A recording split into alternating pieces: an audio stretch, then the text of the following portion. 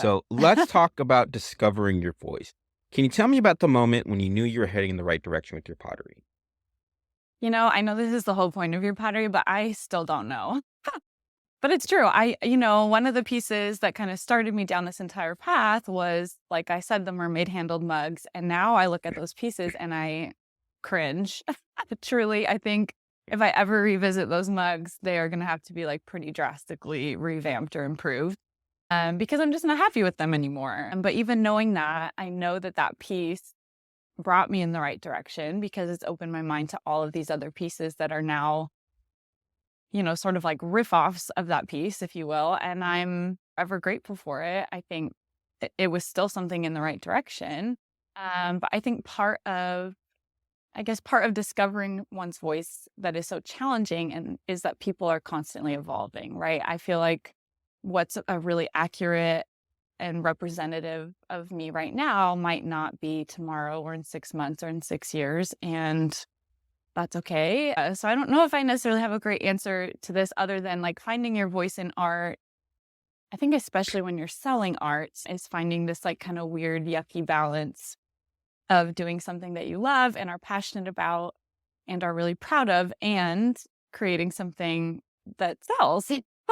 Which, like, a lot of people don't wanna talk about, but is true, right? If that's what you're trying to eventually, if you're trying to do pottery full time, there has to be this kind of balance you know, of both. And so I still feel like I'm finding that this weird balance of there are pieces that I absolutely love that never sell, and there are pieces I debate even listing that are like sometimes the very first thing that sells out. And so, I think I don't ever want outside to be my compass necessarily, but I also think typically I know I'm headed in the right direction when I love, love, love making a piece and when I love how it turns out. So I not only love like the outcome, but enjoy the process. And that was part of, like I mentioned before, like the mermaid thing. I don't know if I'll ever go back to it because I just didn't like making them. Like they turned out really cool and I was really happy with how they turned out, but the process of them for me was just like not worth it.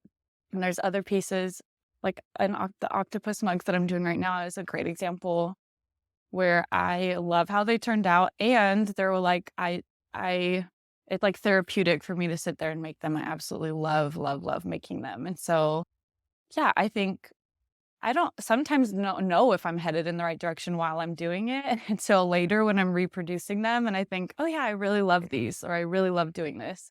And so, yeah, I think there's just kind of this weird triangulation of like all of those things put together, right? Am I proud of it? Do I love it? Do I enjoy doing it? And are other people gonna, on some extent or in some way, connect with it or love it as well?